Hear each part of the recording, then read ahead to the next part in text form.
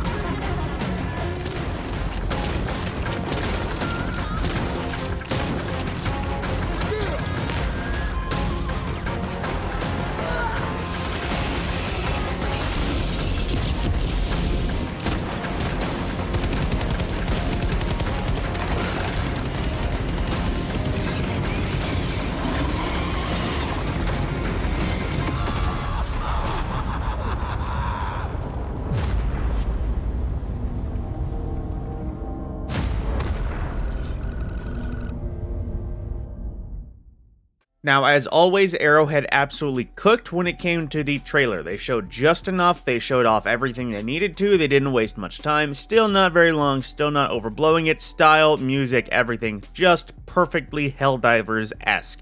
On that same note, because it is a crossover, there is a rise in price for this Warbond. This has been labeled a Legendary Warbond, which I imagine is going to be the official title for every future crossover Warbond. That being said, it is more expensive at 1,500 super credits. It's not drastically increased in price yet. It's a 50% increase, but compared from $10 to $15, it's not that much. It's only $5 more USD. However, at the same point, I do get why this would be more expensive.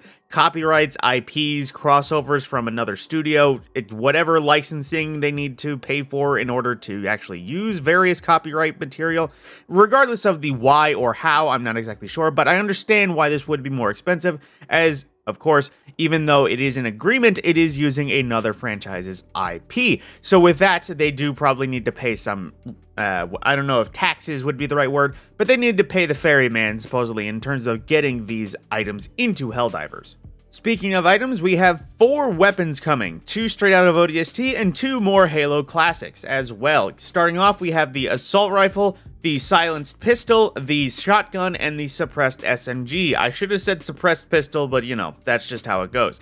So straight up, these look ripped straight from Halo. A classic assault rifle, no sights, SOCOM pistol, suppressed, it sounds awesome, shotgun, SMG, they all look like exactly how they would have operated initially. Same thing with some smaller bits like the SMG being caseless ammunition, the flashlight on the shotgun, the radar and compass and ammo count on the assault rifle. They all looked literally ripped straight from Halo. However, my one concern in the Helldivers aspect is so far in the trailer they only showed all of these weapons fighting like troopers and voteless, which indicates that these weapons are probably only light pen. Not the worst thing, however, at the same point in terms of my regular gameplay at higher tier, I personally prefer medium pen weaponry just because it makes life a little bit easier. So unfortunately, I may not see myself running these weapons as often as I would purely for the aspect of getting things done. Might do it for the, of course, nostalgia and playing around with new things, seeing how they feel, but I probably may not end up running with them for the long term if all 4 of the weapons are only light pen, and not even like just the shotgun. Like all 4 of them were shown fighting like troopers and voteless light enemies. That is my one concern in terms of the weaponry though. Every other way they look amazing.